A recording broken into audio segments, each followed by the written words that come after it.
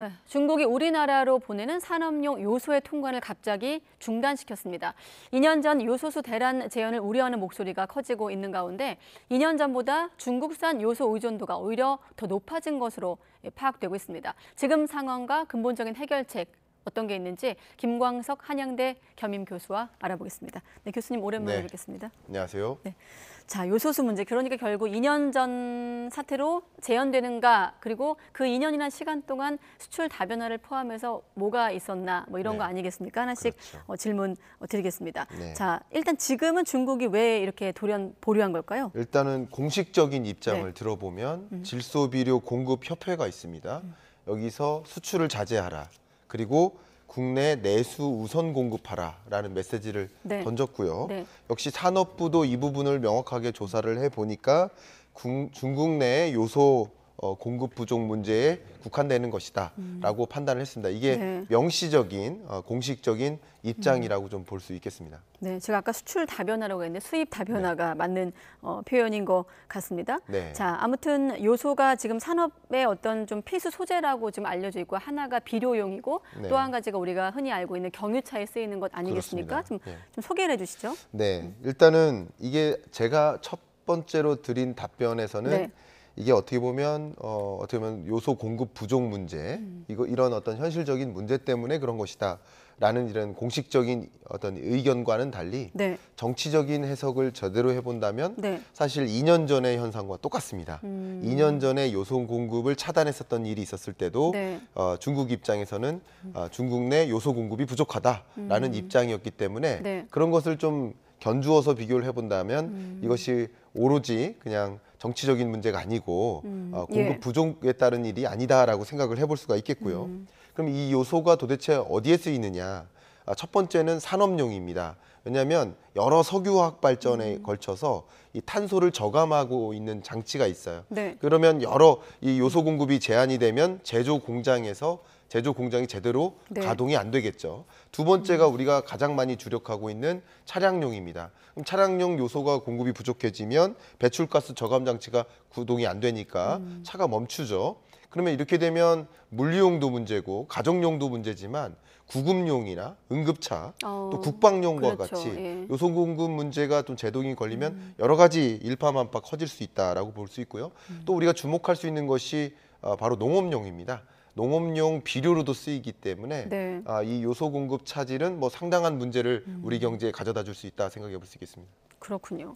자, 불과 2년 만에 다시 요소수 수급에 적신호가 들어온 겁니다. 자, 그럼 지금 일단 언론 보도로는 3개월치는 비축돼 있다 이렇게 알려지고 있는데 요소수가 좀 이렇게 한없이 오래 비축할 수 있는 것도 아니잖아요, 요소가. 그렇습니다. 지금 어느 정도 국내 상황을 좀 볼 수 있을까요? 네, 지금 말씀해 주신 것처럼 또 정부에서도 입장을 표명했던 것처럼 3개월치를 확보하고 있고 그러니까 3개월 동안에 산업용이나 또 차량용이나 농업용 전반에 걸쳐서 요구되는 그 양을 충분히 확보하고 있다라는 입장입니다. 그러나 제가 걱정이 되는 것은 이게 일시적인 요소 공급 차단이 아니라 중장기적으로 요소 공급 차단을 만들 수 있는 그 틀을 만들고 있다는 점에서 어떻게 보면 미중 패권 전쟁이라는 그 커다란 그 구조적인 틀 안에서 움직이고 있는 중국발 공격이라고 해석을 해본다면 우려할 바가 많이 있고요. 특히 수출 쿼터제가 굉장히 중요합니다. 그러니까 내년부터는 수출 쿼터제를 도입해서 중국 내 민간 기업들이 이 수출을 충분히 하지 못하도록 양을 조절할 수 있도록 유연하게 조절할 수 있도록 하는 장치도 마련하기 때문에 이것은 미중 패권 전쟁의 과정에서 또 격돌할수록 특히 이번에도 IRA의 주요 우려 대상국에 편입을 시키면서 이런 것을 경고하는 것이 한국이 어떻게 대응하지 못하도록 하는 일종의 압박을 넌지시 보여주는 장치라고 해석을 해볼 수 있겠습니다. 다른 시간대 학자께서는 이번은 사실 정치적인 어떤 외교적인 문제라기보다는 정말 중국의 어떤 수급 문제라고 하셨는데 조금 다른 시각에서 설명을 하셨습니다. 아무튼 조금 전에 수출 쿼터제 말씀하셨는데 그렇게 되면 지금 국면이 좀 오래 길어지는 거 아닌가요? 네, 길어질 수 있습니다. 이게 너무나 중요한 질문이어서 이게 그냥 정치적인 이슈가 아니고 그냥 단순히 요소 공급 부족 문제로만 해석을 해본다면 아무 문제도 없어요. 근데 정치적인 문제라고 해석을 해보는 게 굉장히 중요한 게 뭐냐면 네. 산업부 입장에도 공식적으로 의견을 표명했는데 조사 결과를 만약에 이건 정치적 의견이 담겨 있다라고 산업부가 의견을 제시한다. 그러면 더 큰 문제가 커집니다. 네. 또 역시 중국 입장에서도 중국의 해당 협회가 만약에 우리는 미중 패권 전쟁의 과정에서 한국이 미국 편 드는 것을 거부한다라는 입장 표명을 명시적으로 한다면 더 문제는 커질 수 있습니다. 네. 그러니까 더 문제가 커지지 않도록 넌지시 이렇게 한국이 그런 입장을 표명하면 우리는 언제든지 공격을 할 수 있다라는 압력을 우회적으로 제공하는 것이다. 이렇게 이해하는 것이 네. 저는 바람직하지 않을까 생각합니다. 그렇군요. 다음 질문도 좀 중요한 포인트로 보이는데 아무튼 네. 중국이 무슨 이유로 무슨 속내로 이런 조치를 하든 간에 네.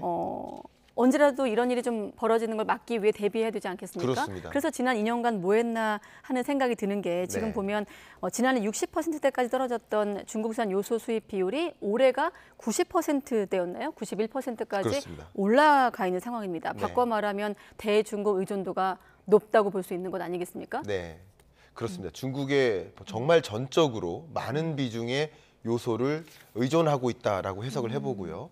그러니까 어떻게 보면 요소 공급 대란이 있을 때 그때뿐이었고 네. 그때 뭔가 중국에 대한 의존도를 낮추고 다른 나라의 우회 수입을 좀 체제를 마련해야 된다든가 네. 한국 내에서 자체적으로 제공을 한다든가 하는 뭐 국산화라든가 다변화에 대한 고민을 그때는 했었는데 또 시간이 지나니까 다시 예. 제자리로 돌아간 모습이죠. 물론 업계에서는 그런 이유가 충분히 있다고 생각을 합니다. 왜냐하면 네. 이 요소라는 것이 이 저부가 가치 영역이고 또 물류비가 많이 들어요. 비용은 또 무게가 중량감이 있기 때문에 그렇기 때문에 거리적인 어떤 물류비를 생각해서 중국에 의존할 수밖에 없고 어쨌든 물류비를 감안한 요소 공급 가격을 생각한다면 중국보다 더 저렴한 나라가 없기 때문에 중국에 이렇게 많이 의존한다라고 생각하지만 네. 그러니까 국가적인 관점에서는 이것은 과연 그냥 단순한 어떤 산업적인 원자재일까 아니면 정말 없어서는 안 될 필수재요 혹은 기간 산업에 해당되는 영역일까라는 네. 것을 구분해 놓고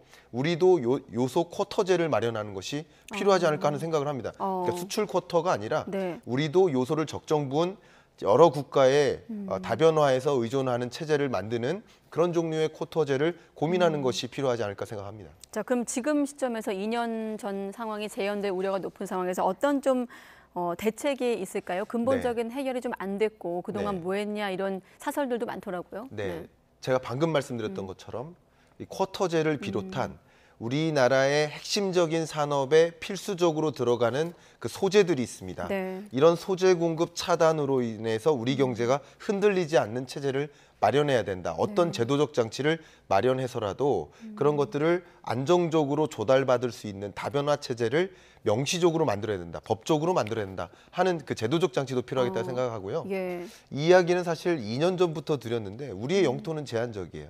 자원도 제한적입니다. 그러나 자원의 영토는 확장할 수 있습니다. 주로 자원을 많이 확보하고 있는 광산을 우리나라가 M&A 할 수 있도록 기업들을 좀 유인한다든가 또 여러 자원을 많이 확보하고 있는 주요 아시아 신흥국들과 전략적인 어떤 협력 체계를 갖추어서 네. 우리는 기술을 제공하고 우리는 또 안정적으로 자원을 조달받는 그런 협력 체제를 공고히 해 나가는 것이 지금이야 비로소 필요한 상황이 아닌가 그런 생각을 해봅니다. 네, 알겠습니다. 다음은 이제 물가 또 금값 얘기로 넘어갈 텐데 네. 통계청 발표를 보니까 소비자 물가가 4개월 연속 3%대 오름세. 상승폭은 좀 둔화했다고는 하지만 여전히 장바구니 물가 부담은 여전해 보여요. 네, 그렇습니다. 일단 뭐 제가 누차 이 말씀을 드립니다만 여러분들이 시청자 여러분들이 체감하시는 그 물가는 이 물가 상승률이 아닙니다. 물가 상승률이 아니라 물가가 여러분이 체감이실 겁니다. 네. 그렇기 때문에 기존 물가도 비쌌는데 3.3%나 또 올랐어 하면서 굉장히 좀 두려움을 떠시는 그런 상황이 지금의 물가 상황이라고 먼저 말씀드리고요. 네. 어쨌든 물가 상승률의 정점을 기록했었던 지점이 22년 7월인데 네. 그 정점으로부터 물가 상승률은 중장기적으로 우하향되는 구조를 갖고 있죠. 우하향. 네, 우하향하는 인플레이션율이 좀 떨어지는 이런 흐름을 좀 어려운 용어로 디스인플레이션이라고 합니다. 근데 이 디스인플레이션 현상은 우리나라만 있는 게 아니라 세계적으로 공통적으로 일어나는 일입니다. 네. 근데 세계적으로 공통적으로 물가 상승률이 22년 중반에 정점을 찍고 다소 이렇게 2%를 향해 내려가는 모습인데, 그런데 우리나라는 유독 덜 내려가는 모습이다. 이게 관전 포인트인 거예요. 떨어지는 것은 당연한 겁니다. 네. 왜냐하면 글로벌 인플레이션 압력이 사라지고 있다 보니까 당연히 물가 상승률은 2%를 향해 떨어지는 게 정상인데 우리나라는 상대적으로 덜 떨어지고 있다. 이게 지금 중요한 관전 포인트라고 생각합니다. 그럼 왜 덜 떨어지고 있는 건가요? 뭐 안타까운 이야기지만 그동안 물가 상승세를 자극할 만한 요인들을 뒤로 미룬 격도 있습니다. 예를 들어서 공공요금을 네. 뒤로 미루거나 뭐 그런 것들도 있고요. 또 가격 인상 압력을 억제하고자 노력한 것들도 지금 당장 가격을 못 올리지만 또 눈치 보고 나중에 올린다든가 뭐 이런 것들도 적용되고, 우리나라만의 사정이지만 네. 국내에는 또 여름에 풍수의 피해가 심했고 또 추석 연휴 때 굉장히 많은 성수품 준비 때문에 수요가 늘어나면서 식료품 가격이 치솟았거든요. 네. 그러니까 그런 우리나라만의 주제들과 여러 가지 것들이 믹스돼서 우리나라의 물가는 다른 나라의 물가 상승 안정 속도보다 좀 더디게 물가 안정세가 나타나고 있다. 이렇게 해석해 네, 보겠습니다. 그렇게 더디게 만드는 요인에 최근 뭐 YTN 보도도 여러 있었습니다만 슈링크플레이션, 또 스킨플레이션 이런 것도 한 몫을 했을까요? 네, 맞습니다. 그러니까 우리 소비자 입장에서는 우롱이다, 기만이다 이렇게 표현하실 수 네. 있겠는데, 물건의 가격은 못 올리고 양을 줄이거나 품질을 떨어뜨리는 것, 그게 바로 슈링크플레이션, 스킨플레이션인데요. 네. 근데 결과적으로 보면 이것은 가격이 오른 것 아니겠습니까? 같은 용량으로 치면 가격은 오른 거고, 결과적으로 지금 맞아요. 물가 상승률에 제대로 반영되지 않은 그런 지표들의 눈속임을 이루는 그런 물건의 가격들이 많이 있기 때문에 이게 나중에 이 용량이 정상적으로 올라가거나 또 품질도 정상화되는 과정에서는 가격이 오히려 급등할 수 있다는 거죠. 네. 이런 부분들이 오히려 물가 상승률을 안정화시키는데 방해되는 요소가 될 수 있다라는 그런 걱정이 듭니다. 네, 아까 그 당국자가 꽃샘추위에 비유하기도 했던데 정부가 네. 일단 10월 물가 안정론 이렇게 평가를 하고 있거든요. 네. 교수님은 짧게 어떻게 전망하십니까? 물가 안정, 지금까지 논평 드렸던 것처럼 물가 안정에 도달했다라고 표현하기 굉장히 어렵고요. 일단 미국 물가랑 비교해 보면 네. 22년 6월 당시 미국은 9.1%였고요. 우리나라는 6.3%였습니다. 네. 근데 지금은 역전돼서 미국 물가는 3.0%고 우리나라 물가는 3%대 초중반입니다. 네. 그러니까 역전된 것도 무섭지만 절대적으로 물가 상승률을 곧바로 비교해도 우리나라의 물가가 더 높지만 더 중요한 것은 미국의 경제 성장률은 2% 중반입니다. 네. 한국 경제는 1.4% 성장합니다. 성장률에 비해서는 물가 상승률이 또 너무나 높다는 거죠. 이런 것들도 생각을 해본다면 우리나라는 뭐 이 물가 안정에 좀 적극적으로 대응하지 못한 우리 그 산물, 그 결과물을 지금 받아보고 있는 것이다. 이렇게 네. 저는 해석하고 있습니다. 네, 시간이 좀 아쉬운데 3분만 더 쓰기로 네. 하고, 자, 금값 좀 질문 좀 드리겠습니다. 네. 달러랑 흔히 경쟁 관계에 있다고 하는데 네. 자, 금값 이렇게 크게 오르는 거 어떤 배경이 있습니까? 일단은 크게 두 가지로 제가 설명드릴게요. 하나는 공포감이에요. 혹은 불확실성. 공포감이 많다라고 생각해 보셨을 때 돈을 안정적으로 지키고 싶으세요?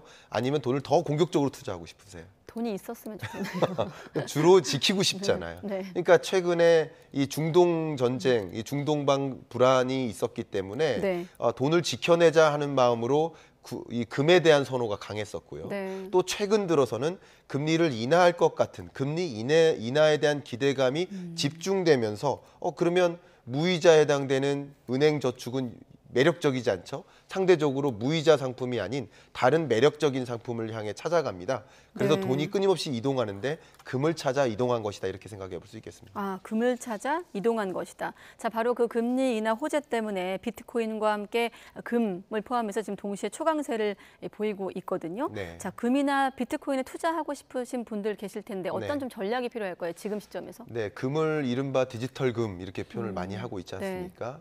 그만큼처럼 금에 많이 비유되기도 하는데 또 극단적으로 다른 자산의 특성이 있습니다. 이 디지털 자산은 소위 금은 안정 추구형 투자 자산이라고 본다면 네. 가장 대표적인 이 비트코인을 비롯한 코인은 공격적 투자 자산, 위험 자산인 거죠. 네. 그러니까 상대적으로 위험한 그 국면일 때는 이것을 회피합니다. 근데 요즘처럼 금리가 이제 곧 인하될 거야. 금리 인하에 대한 기대감이 이렇게 급격히 치솟을 때 그럴 때는 당연히 적극적으로 공격적 투자를 하고 싶죠. 그러니까 공격적 투자하면 코인 그리고 주식.